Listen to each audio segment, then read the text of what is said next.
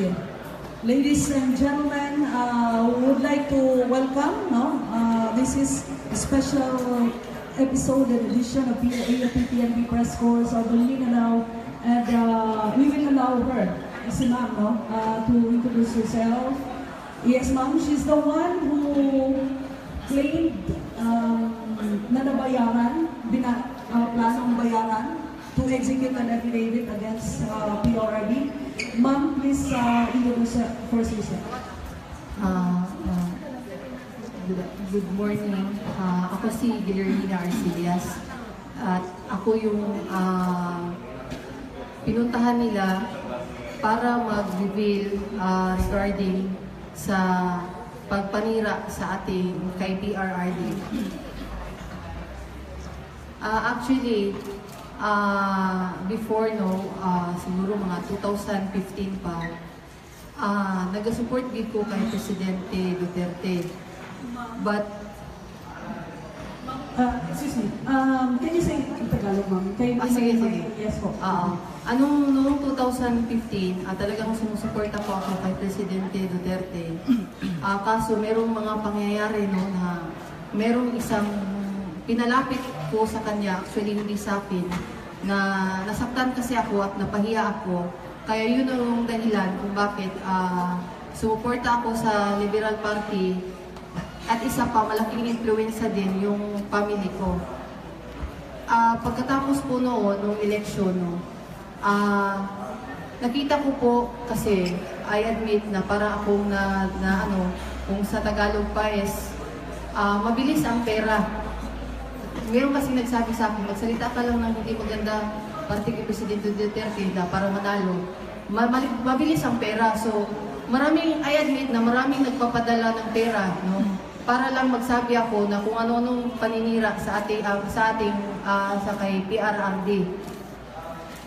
And then, after election, marami akong pagtatampo rin, yung sinabi ko kanina.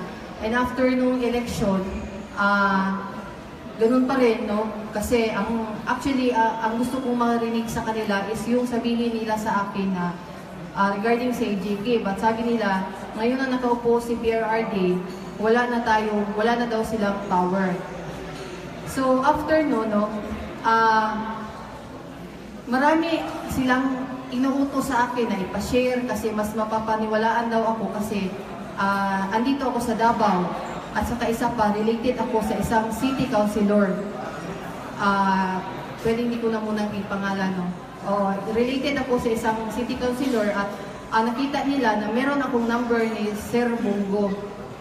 At saka malaking influensya rin yung family ko kasi meron akong mga ilan sa mga relative ko is running under Liberal Party din. I admit na hindi kasi hindi naman maganda yung ko talaga, record ko, kasi actually ngayon may text nga si Senator Trillanes sa akin. Mamaya ipapalabas ko, na tinatakot nila ako. But noong July, meron kasi akong picture na nasagap sa Google na nandun si Presidente Duterte at saka si Bong na meron siyang dalang baril. So, finorward ko sa kanila, by Mayra Cateneo, sinabi niya sa akin, sabihin mo na nawitnessan mo yan. Tapos, maghahanap tayo na kasi kailangan talagang mapababa si Presidente Duterte dahil ang words talaga nila is walang power. Actually, yung si Mayra Cateneo, for how many times, talagang nagpapadala talaga siya ng pera. So, tao lang rin ako, yung sa Bisaya pa, bugoy ko. I was a black sheep of my family, Mo na yung pang-black sheep, pang-panakot sa akin ngayon ni Father Alejo na hindi ka papaniwalaan kasi dahil sa record mo. So, sagot ko naman sa kanya, kung ganun talaga yung record namin, ganun rin ang record ni Motabato, ganun rin ang record ni Las Cañas, bakit ka lumapit sa amin? Kaya mo kami nilapitan dahil inisip mo, madali lang kami makuha sa pera. So after nun, itong si Father Alejo, nag-contact sa akin dahil lahat naman na kasama ko sa Liberal Party na supporters, may number sa akin. Tumawag si Father Alejo, ang sabi niya talaga sa akin, na mas kumbinsido ako dahil sa related ako sa isang city councilor dito sa Davao dahil makita nila sa Facebook ko na may mga picture ako, kasama ko si city councilor. So naghahanap sila na mas credible pa na makakasira talaga sa ating presidente. So after noon, September noon siya, no, September, tumawag to si Father Alejo sa akin. I-deny niya man o hindi, no? Kaya meron silang mga text na matatalo daw ako dahil ako bad record sila, mga Ateneans, mga professional. So sabi ko okay lang as long as I reveal the truth. So pagdating po doon, no, sa pagtawag niya sa akin, sabi niya pupunta kami diyan, ito yung sasabihin mo. So every time na meron silang ipagawa sa akin, talagang sila sa itong sabihin mo, mag-text ka sa akin ng ganito ganyan, i-forward mo sa akin para kung hindi kayo babaliktad. So pagkatapos noon sa aming usapan, no, nila Father Alejo, na-meet ko ito si Father Alejo, si Attorney Sabio, si Junel, sila po ang nakipag-usap sa akin regarding na mag-witness ako sa ating presidente. Openly, sinabi nila sa akin na bulag na daw ang tao, hindi na masira si Duterte, si Presidente Duterte sa IGK. So ang inisip nila is ang illegal drugs naman daw po. So nung time na yun, na-curious ako kasi inaamin ko, no, hindi ko naman sinabing magandang record ko. Talagang after noon talaga, binabaan ako ni Father Alejo na may sobre na 20,000 doon sa upuan ko. So, ako naman, nadala naman ako kasi medyo notorious din. So, sinakyan ko na lang rin kasi kada salita, pera, tapos minsan nilalagay pa sa yung mga tissue kung saan kami kumakain. So, nung September, tapos October, pagka November, bumalik pa rin si Father Alejo sa amin, sa bahay namin. Binigyan na naman ako ng pera. Nung November kasi, ganito po yung nangyari doon. Ang gusto mangyari ni Senator Trillanes, tatawag ako sa kanya, ito ang sasabihin mo, i-re-record ko sa CP. Yun din ang ginagawa niya kay Motabato at sa kay Trillanes para daw walang ligtas. So every time na ito tatawag ako sa ito ang sasabihin mo, ganito, ganyan, ganyan, tatawag ako ulit. So nire-record nila sa audio kung ano yung pinagsasabi namin. Eh para matakot kami na bumalik na daw. So at that time, doon na nag-first na meron silang pinadala sa akin na draft na affidavit. Nung time na yun, na-shock ako sa affidavit kasi una-una, yung may relasyon daw yung yung si City Councilor at saka si PR Arday. And then ang worst is nakita ko na merong drugs na ini-involve nila si Presidente Duterte. So nagtanong ako, bakit may drugs? Kasi nga daw, hindi na daw maniniwala ang tao sa IGK. So dapat, yung drugs naman. First draft, sabi niya, ito ay papasok ko sa iyo, mamaya na, ipapa-approve ko muna kay Senator Trillanes at saka kay Senator De Lima. Tapos pangalawa, hindi, uulitin ko na naman, second draft na naman, hanggang nag-third draft, fourth draft, and then nag-decide sila na pumunta daw ako ng Maynila. Nandito yung mga forward sa akin ng yung back and forth na mga yung pamasahe papuntang Manila at saka yung ticket ko na nung December yung pagpunta ko ng Manila rin. Pagdating doon sa Manila, doon sa may forum, no, nakita ko to si Las Cañas.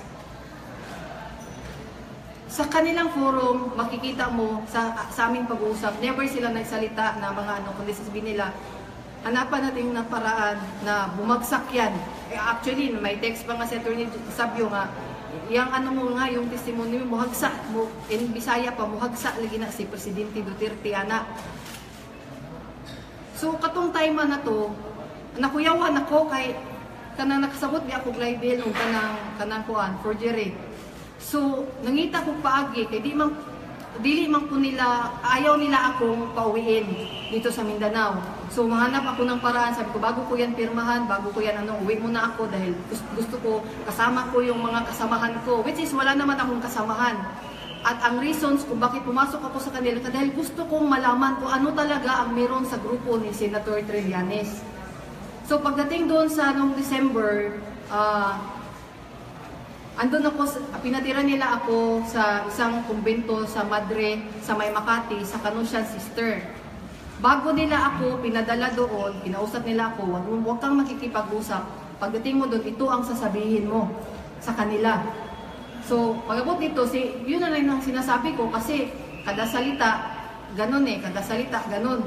So, tao lang tayo, minsan, sige maglaro. Sa isip ko lang, sige maglaro tayo.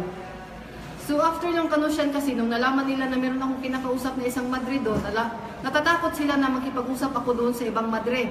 So, nilipat naman nila ako doon sa Holy Spirit na kumbento. So doon, binawalan talaga ako makipag-usap na kahit kanino.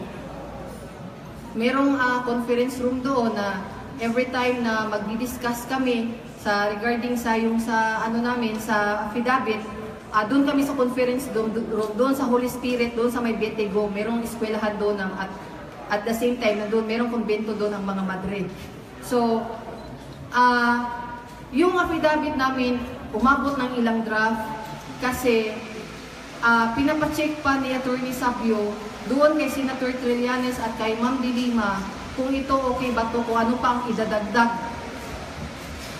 So at the time kasi December 6 kasi ako pumunta doon, bumalik na actually bumalik na ako doon. December 4 noon, na-meet ko yung mga tao na na-forward ko na matulungan sa office ni PRRD. So, yumakap sila sa akin. Sabi niya, alam mo ma'am, natulungan talaga kami at yung mga anak ng kapatid ko nandun sa foundation niya at napakaganda ng mga sitwasyon. So, parang akong nakonsensya. Sabi ko nga sa sarili ko, wala pa akong ginawang mabuti sa buhay ko. Pero for the first time lang sana, makagawa lang naman sana ako at may pagmalaki ako ng aking mga anak. So, atong December, actually December 23 na lang December 23 talaga ako nakaalis kasi talagang pinipigilan nila ako yan, pirmahan mo yan kasi ganito ganyan. So, humahanap ako lahat ng excuse ko na hindi ko siya mapirmahan kasi pag nakita niyo po ang affidavit na nandito po sa akin, na finorward ni Attorney Jude Sabio sa mismo email ad niya, ang daming kasinungalingan at saka masyado na rin nakakatakot. So, pagkatapos nun, meron pa mga advice sa mga biyanan ko at saka yung mga close friend ko from diri po sa Davao na huwag kang magpapadala. Isipin mo na lang kung gaano ka bait yung ating presidente. So, after nun, sabi ko, sige lang kasi actually, nag-expire kami sa kabila. Sabi ko, at the right time, gusto ko, makahanap lang ako ng ebidensya. Mag-judge lang kayo kung napirmahan ko yung affidavit. Pero never kong pinirmahan ang affidavit at gusto ko rin dumating ang time na isiwalat ko ito. Kasi kahit sino, yung talaga matempt sa kanila. Kasi napakabilis ng pera sa kanila lalo na pag sabihin mo na actually, hindi mo sasabihin nila itong sasabihin mo ganito, ganyan, i-chat mo sa akin para i-ano ko. O, yun rin ang ginagawa. Hindi lang ako. Actually, marami kami. So, nung December talaga, para akong nakapag-isip, sabi ko, kasi parang natakot na nila ako, at ganyan, ayaw mo ito pirman. Pagdating mo ng Davao, ganito, ganyan, kung babaliktad ka kay Presidente Duterte, ipapapatay ka pa rin. Sabi ko naman sa kanila, imposible naman siguro yun kung magsabi ka ng totoo.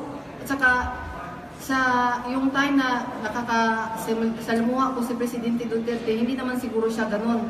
At saka, at the time pa rin, marami pa rin silang marami kasi akong picture together with PRRD. Kinuha rin yun nila sa gallery ko. Pina-upload yun nila, yung mga picture na yun. Kaya sabi nga nila sa akin, mas kumbinsido ka kasi na maging witness kasi una-una, babae ka. Tapos, wag na muna tayong focus na masyado doon sa patayan kasi dahil ang gusto nila is sa drugs. At ang plano nila na lalantad ako is sa international court sa ICC. So sabi nila sa akin, katulad ng inano nila kay Las Cañas, kung makaupo kami ng Senado, 500,000. Pag makarating na doon sa ICC, another 500,000. Ang sa akin kasi, hindi kasi ako talaga nakalusot kasi ayaw ko talaga pirmahan. Sabi ko nga sa kanila, pag pinirmahan ko to, patay ako kasi hindi naman totoo. At saka baka makulong ako. At unlike sa kay Las Cañas, talagang sign talaga siya agad, pero ako hindi talaga ako nag-sign. Minsan nga nagbiro ako, akin na muna yung pera, tapos bago ako mag-sign. Pero yung plano ko talaga, alam ko lang hindi nila ibibigay eh. Kasi ang gusto nila, mag-sign muna ako sa affidavit bago nila ibigay yung pera. So, nung December, nagka-talo-talo na kami kasi pinadalhan pa ako ng 35,000 through sa Luwiller, Luwiller, no? Ay para daw na ilipat daw ako doon sa sa Cagayan kasi daw ilalabas na daw nila ako through international media at doon daw ako interviewin sa Cagayan. So, nakaramdam rin ako ng takot. Sabi ko nga, at the time kasi, nag-start kami ng negosyo, tapos, maganda yung takbo ka pala kung nasa yung talagang pinaghirapan mo. I-admit ako kasi, kaya ako nilapitan nila, katulad sa amin ni Edgar Mutabato at sa kanila sa kanya, yun lang naman ang nalalapitan nila, yung mga madaling maano sa pera. At inaamin ko yun. Dahil talagang pag pera, sige, ganon. Hindi ko naman hiningi eh, actually hindi ko hiningi. Sila ang nag-offer sa akin. Ito ang sasabihin mo, i-chat mo sa akin, tapos papadalhan kita ng pera. So, dahil din sa sama ng loob ko kay PRRD, kaya nagawa ko rin yun. Pero nanaig pa rin na one time lang yun na hindi na ibigay ni PRRD, pero marami pa rin akong na-endorse, na marami pa rin siyang natulungan. So, doon ako nakonsensya. At nung start nung January, naghahanap ako ng paraan kung paano mabunyag ito kasi sa family ng mga Arcillas, which is mga loyal Duterte supporters, talagang pinag-advise nila sa akin kung gaano kabuti ang ating presidente. So sabi nila sa akin, pag-isipan ko at maghanap kami ng right timing kung saan ako lalantad. So, doon, yung time na yun, napili ko talaga yung sa brigada kasi yun ang favorite na station ng husband ko. Actually, 3 sila. So, ang naisip ko lang na napili yung brigada under June Digamon. Okay. So, we have a lot of clarifications and questions sa inyo, Ma'am Grace. First to ask is Ms. Maria. Ma'am, Ray Fernandez, PTV4. Pwede namin malaman kung ano yung dahilan ng galit mo kay PRRD dati? Ayun po kasi meron akong pinadapit. Hindi actually sa akin, yung sa hospital bill yun ng isang kaibigan ko at saka yung mga naloko sa swindling na pinalapit ko tapos na pramisa na tulungan. Pero dahil yun pala sa election, no? Kasi maraming nangulit yun sa kanya na tumakbo, kaya hindi kami na-entertain. Pero one time lang yun, marami pa rin akong na-endorse na marami na rin siyang natulungan. Yun lang kasi nahiya ako. Yun ang rason kung bakit umalis ako ng Sasa dahil napahiya talaga ako. Yun po. Ano bang dahilan? Bakit kayo yung kinukulit ng MP members at ni Senator Trillanes na tumistigo laban kay PRRD? Sabi kasi nila, dahil sa connection ko sa isang city councilor dito, at saka yung mga picture ko kasi, nakasama ko si city councilor, tapos may picture ako, nakasama si Presidente Duterte, at saka yung mga sinasamahan kong tao sa kanya na para lumapit. So sabi sa kanila, mas maganda daw kung ako, lalo na kung ang drugs ang idiin sa kay PRRD, baka mas maniwala ang mga tao, kasi kung EJD daw, wala nang effect sa mga tao. Long last na lang po, yung affidavit na pinapipirmahan sa'yo, pwede namin malaman kung anong detalye mo. Doon sa affidavit, ma'am, actually na-shock ako. Nandoon yung involvement ni Presidente Duterte sa drugs. Yung sa drugs, yung daw may pinatay na nakita ko mismo, which is actually yung picture na yun, nakita ko lang yun sa Google at saka pinag-forward ko nung time ng eleksyon. Tapos ang gusto nila, ipalabas ko na nakita ko yun mismo, tapos isasama ko daw si Pilar Braga, ganito, ganyan. Kaya yun ang reasons na nakafeel ako ng pagdadalawang isip. May copy ka ng affidavit? Dito po sa email ko, from Jude Sabio talaga sa email ad niya na finorward sa akin, actually umabot po ng 15 draft. Ma'am, pwede ba naman kung magkano yung in-offer nila sa inyo? At saka bali magkano lahat yung natanggap? Kung bibilangin ko lang, pwede pa nung ano yung bago pa mag-election. Oh. Ano yun, mayroong tag 20,000, sunod na 20,000, tapos 30,000, tapos pagpasok naman itong magpistigo, si Father Alejo, iniwanan ako ng 20,000 sa upuan namin, tapos yun pang naka-insert na 20,000 sa tissue, doon sa kinainan namin, tapos nung mga pinadala actually yung iba hindi pinadala kasi pupunta siya sa akin ng personal. Binibigay niya sa akin. So, kung bibilangin ko yun, umabot talaga yun ang lahat-lahat ng 300,000. Yung offer ko sa akin, sabi niya, kasi nagdadalawang isip na sila sa akin. Actually, nag-aaway na kami. Tinatawag mo nila akong spy, tapos nagpupunwari lang kasi kaya ayaw ko daw pirmahan yung affidavit. Sabi niya, ang 500,000 pag-upo mo sa Senado at another 500,000 pag nakarating na sa sa ICC, International Crime of Court. Gusto nila isabay ka kay Las Cañas dati? Gusto talaga nila akong isabay noong January, pero sabi ko nga, dapat actually talagang ginawa ko yun, dapat bago nyo ako paalisin, kasama ko yung 20 katao at pagbibigyan nyo sila ng 50 mil isa-isa. Pero parang napansin nila na parang nag-aalibay na lang daw ako kasi bakit ayaw ko pirmahan. Kasi nga, dahil sa content sa affidavit na nakakatakot na at saka delikado, kaya ayaw ko nang pumirma. May time ba na nagkakausap kayo ni Las Cañas na Cotabato? Yung si Motabato, doon kami nag-usap sa may Canossian Sisters kasi nasa taas ako, tapos doon siya, meron siyang ground doon siya pinapunta kasi nung time na yon, uoperahan siya. So, nag-hire sila ng doktor na doon sa Canossian na kumbento, doon siya uoperahan. So, ang sabi niya talaga sa akin na okay daw siya doon kasi meron silang allowance na 30,000 sa isang buwan. So, nanahimik lang ako so sabi ko, mag-observe lang talaga ako nito. Kaya nung time na meron ng affidavit at nakita ko yung content at saka nakakaintindi naman ako ng kaso, doon na ayaw ko na, lalo na kung meron ng talagang affidavit at saka puros pa kasinungalingan. Ma'am Grace, paano ka paniniwalaan namin at yung mga tao? Andito yung affidavit ko, tapos na-forward ko rin sa brigada yung mga conversation namin nila Jude Sabio at saka yung picture namin nung kami conference kami together with Father Alejo, Attorney Jude Sabio. Actually, na-post na yun sa brigada page. Yung lahat-lahat na yun, na-post na yun sa brigada page.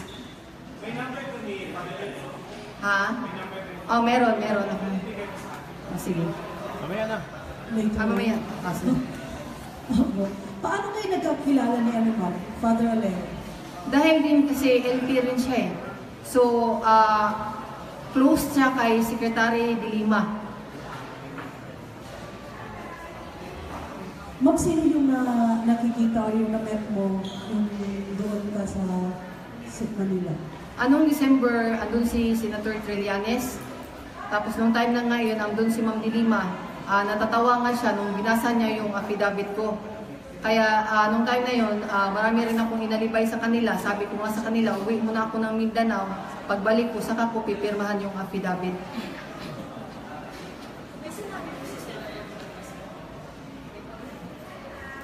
Yung sabi niya sa akin na huwag kang mag-alala dahil yun nga daw, hindi ako papabayaan. Nakita mo na maraming pera dito, so akong bahala sa iyo. Yun sabi niya, akong bahala sa iyo. Kita mo si Motabato, maganda yung buhay dahil nasa amin. Pero ang kinakatungkutan ko na lang talaga kasi yung content ng affidavit, kaya umatras na ako nung bandang December.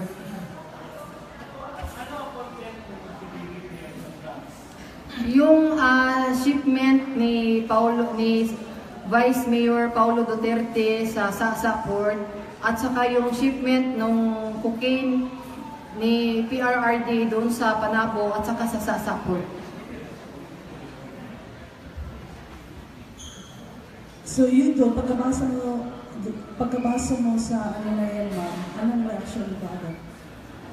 Natakot na ako. Sabi ko na, bakit bakit ganito? Grabe naman to. Sabi ko kay Sabio kasi nag-meet kami doon sa Holy Spirit, no? Sabi niya sa akin, sabihin mo lang yan kasi para daw yan sa ano, at saka pag once sa si VP Lini ang makaupo, babalik ang power sa Liberal Party at kaming bahala sa iyo.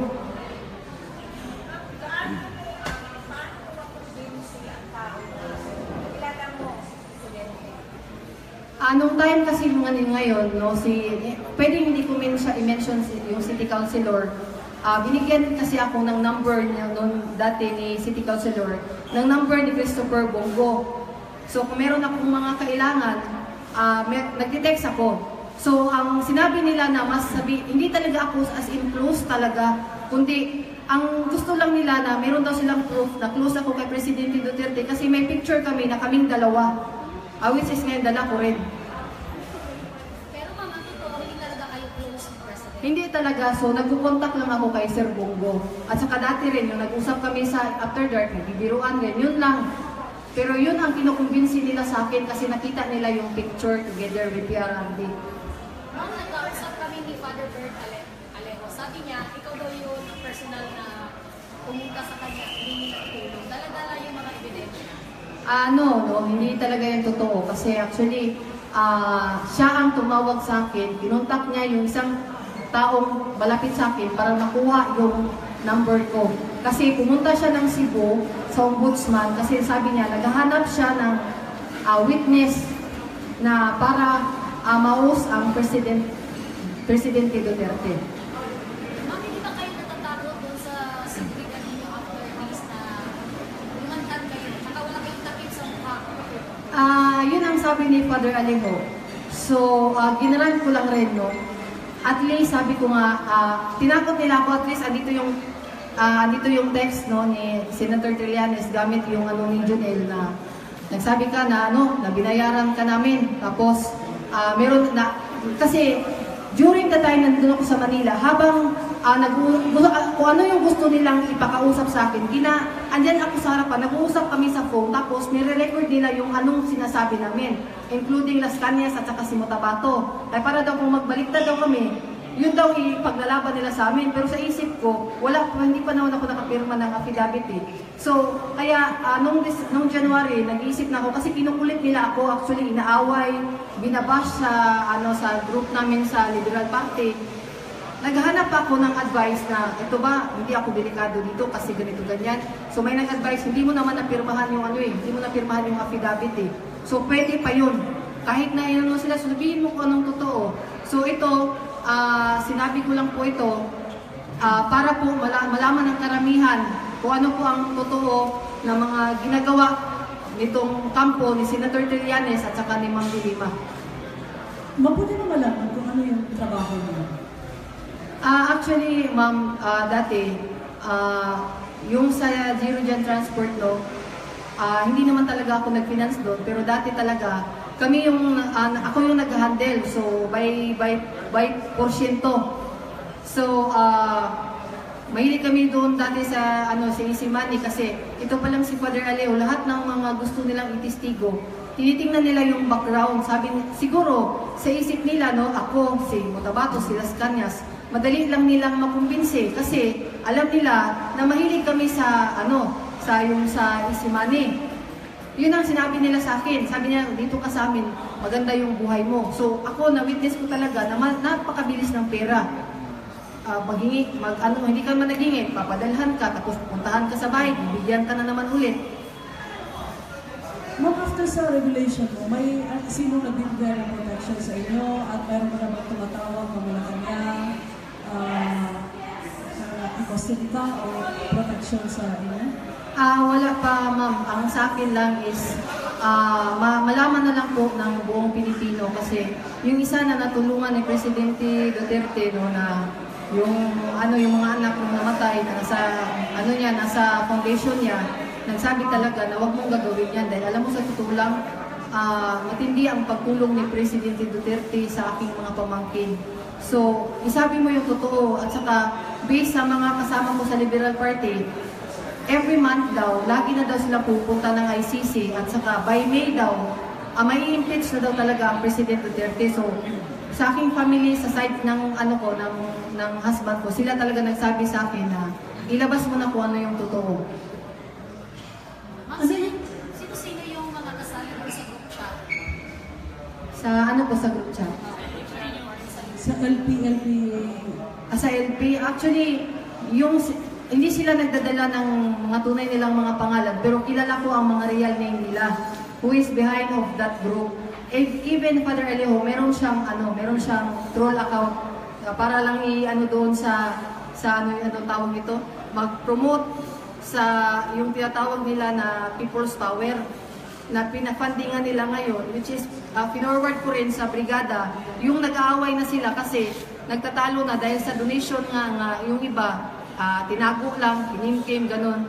So, ang kilala ko talaga doon, yung talagang ano dyan, si Myra Cateneo, tapos si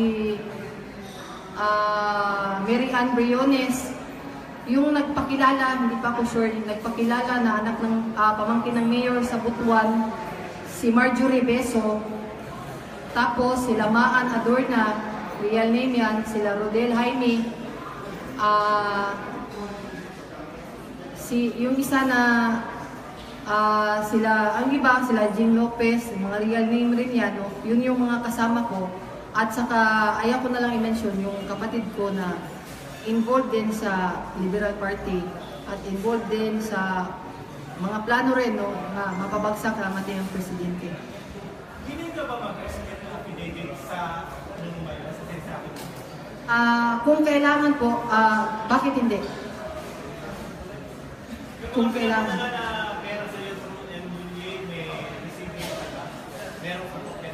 Meron akong, yung sa December, hinahanap pa ng ano ko, pero meron kasi tinext yun din. Pinorward yung text ng Luwiller na yung bang ano ba na meron na yung pera tapos ipipick up na, pinagtatago ko yun. Yung ano na yun, pero 35,000 lang yun kasi yung iba na yun, binigay sa akin ng personal at saka yung pinadala ni Myra Cateneo, meron yung mga resibo na nasa akin din.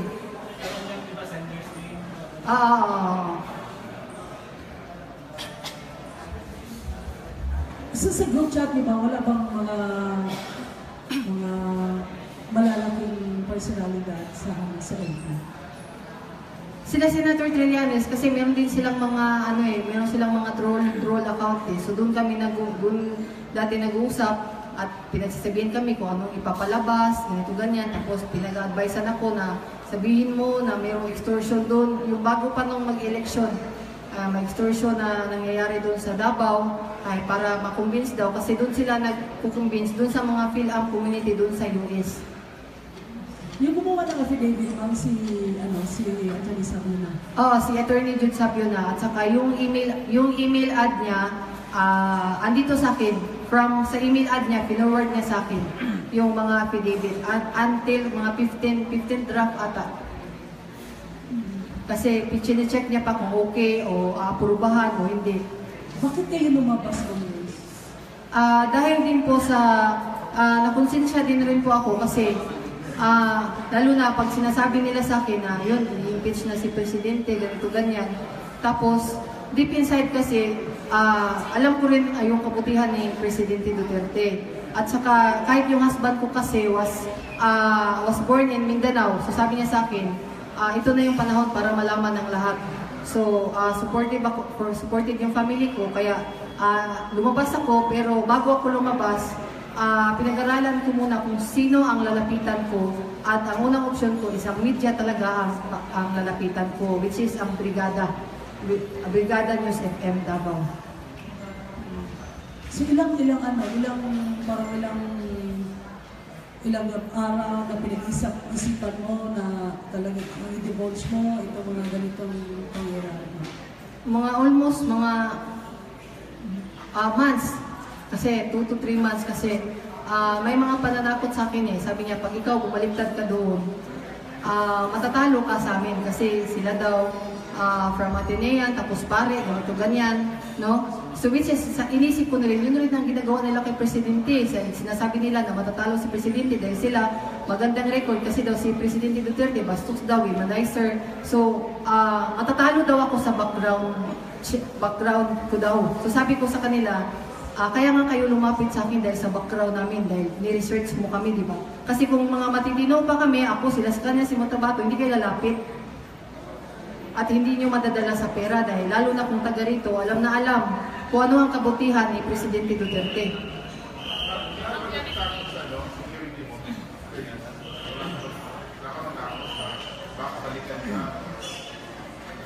Actually, willing na rin akong humarap po ano man yung instances dito, no? Pero doon po, kung saan po ako nakatira ngayon, lahat po na mga kapitbahay po namin is supportive because they are also PRRD supporters. So, para sa akin, this is the first time na gumawa ako ng mabuti para sa sarili ko kasi I admit, no, yun yung inaano sa akin ni Father Alejo, sabi ko, never naman ako naging mabuting tao, pero never din ako naging hypocrite na tao. Clarification lang. What specific matter yung napasok dito kanina sa papasok sa inyo?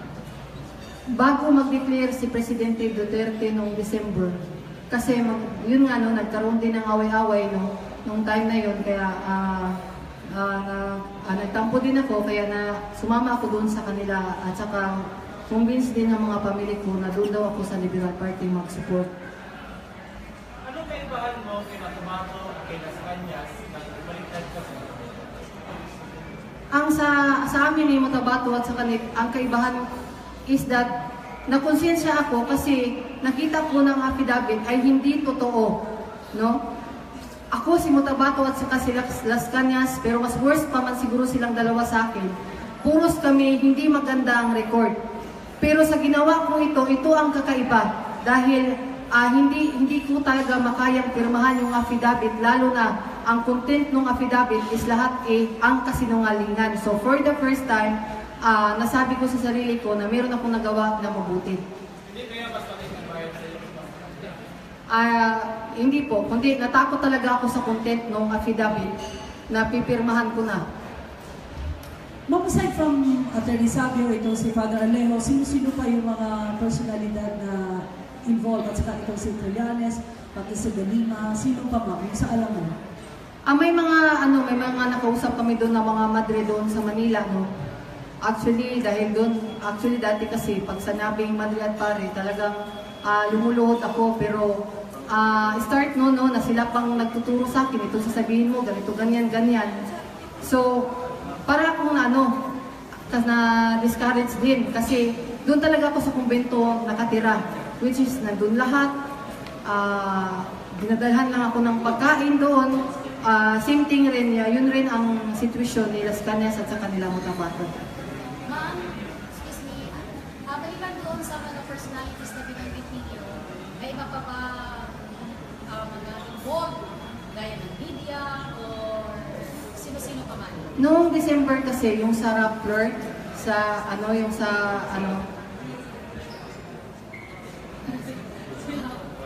Go, ma'am. Wala lang kami nandun.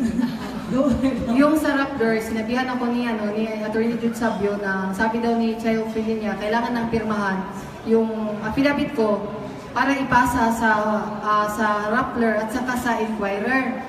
Sabi ko sa kanila nga, humahanap ako ng alibay, sabi ko, mamaya na, uwi muna ako ng Mindanao, kausapin ko muna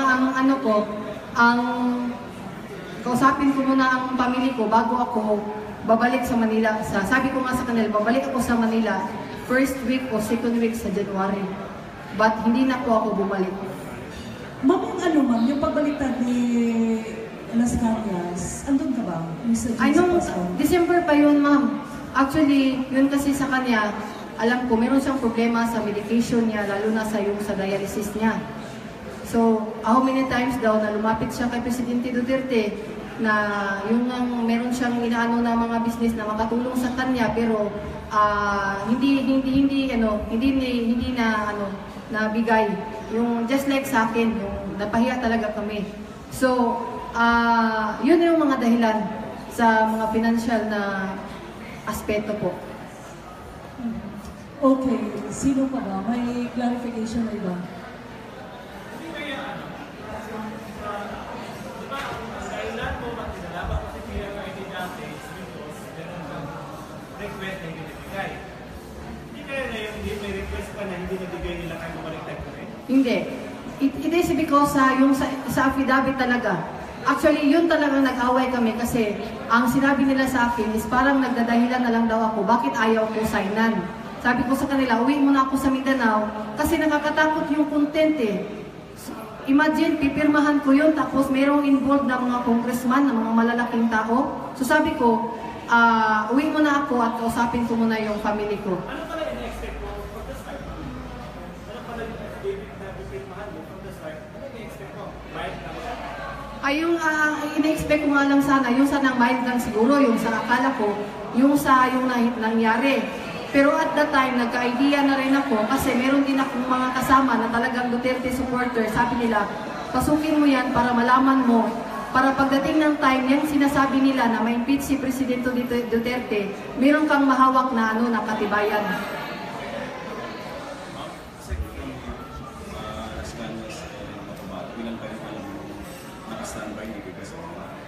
Ayon pong Miguel po na sinasabi nila na tagalibing daw sa sa lahat na pinapagtayo ni PRRD at saka yung si Edith na nakausap na rin ng taga-brigada news team at saka ako at saka yung husband ko na gusto nga daw nilang mangyari is ako at yung husband ko DDS daw. So nagbiro ako sa kanila, hindi pwedeng maging DDS yung husband ko kasi hindi nga yan marunong maghawak ng baril.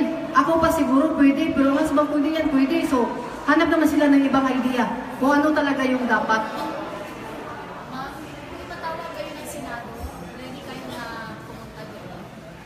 Anytime po ma'am, para po sa kapwa Pilipino. And actually ngayon, very supportive po ang family ko, no? At sinabi talaga nila, for the first time na meron akong ginawang mabuti. Yun lang po at ano po ang kalabasan nito, message ko lang po kay Father Alejo, maaaring matalo mo ako dahil sa pananakot nyo sa akin ngayon sa text, no? Pero, never ko naman sinabi na mabuti akong tao. Kaya nga po nyo kinumbinsi dahil sa background ko eh. Kaya nyo kinumbinsi si Las Cañas at saka si Mutabato dahil sa mga background namin. Kasi kung matino kami, hindi nyo kami ofera ng pera.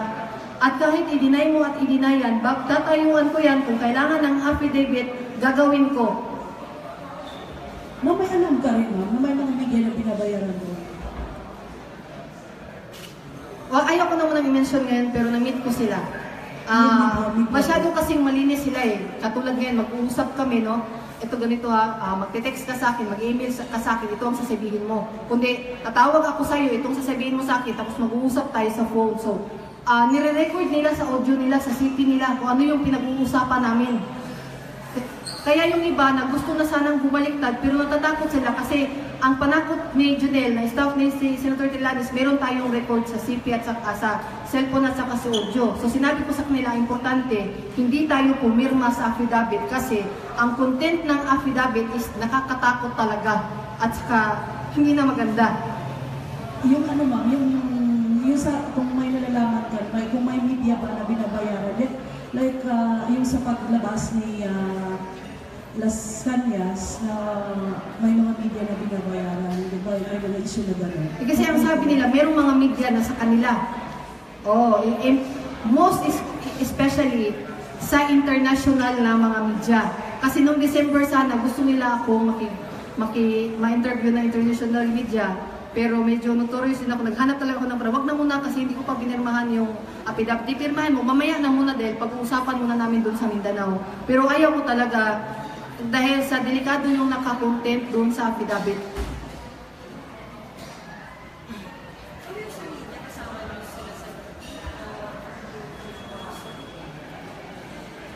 Yung isa talaga, nakita ko siya through meeting. Isa siya sa media sa Inquirer, pero ayaw ko na munang i-mention yung pangalan. I mean, kung mga kay Matubato, kay Las Cañas, na nasa rin mo rin ka makunik mo ba? Kay Presidente. Ikaw, yung sa yung pagsunod sa inner circle ni PRID? Dili man po ako ang nag-ingon sa ila, kundi sila ang nag-ingon sa kuha. Oo, sila ang nag-offer sa kuha nga mas maayo nga ikaw kay connected ka kay Pilar Braga. Tapos nakabalo sila nga na ako'y number ni Kuan. Anak ko number ni Sir Bungo ug katong mga picture lang ilang ibasihan. Mora to ang picture ilang ibasihan nga na ko ilang picture together with PRRD. Mora to ilang ibasihan. Para sa iluha o sa mga reporters dili na may number ni Bongo, na may mga picture with PRRD. Ikaw, tungkol kay pinagpapalala. Isa pod kanang ila pong gitanaw pod no kay ila man ang gina-background check kay naka-post man to ang ako ang pangpangluod pod kay Presidente Duterte. So na-interview na pod ni Sir John Digamon kato kung ilang i-attempt pod unta nga interviewon nga napoy pangpangluod kay Presidente Duterte ko. Ug isa pa, ug maayo pod mo mga record pod dili pod gid mo duulan. So ang duulan ng gid nila nga madali nila makumbinsi katog yung kabalog sila nga murag tanaw nila nga madali ra nila mahatagan. Ma'am, balik ko sa sinugdanan, kinsa gyud tong una nga taong ma-remember nimo nga nidukol gid sa imo? Ang mitawag gid sa kuha is si Father Adeo. Ma'am, is this your account? Iliarlina Barrido Arcilas. Mao na siya. Active pa rin ka ba? Aka na siya, dili na na siya nabuksan. Oo, so amot lang no kay usay na may mga latest post ana diha.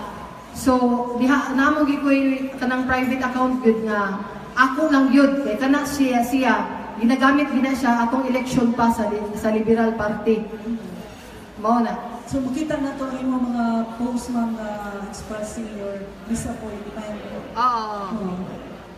So muli itong mga pagkadismaya nimo. Oo.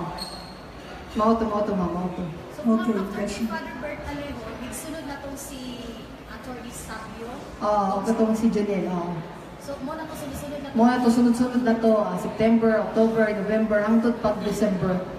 Natong December talaga, kaya pagkita na ko sa content sa affidavit, murag kuyaw na kayo, moto nga ni back up ko kay, isan pa siguro nga, dili ta professional, nakasabot man po tagigalidad. Nakusinsa po ko, ako po muna sila, di na yung manamutuwang tao. Si dili imutuwa na, kay babae ka. Muna. Sa inyong mga meetings na si Senator Dini naman, Noong December. na siya gid sa group. Oo.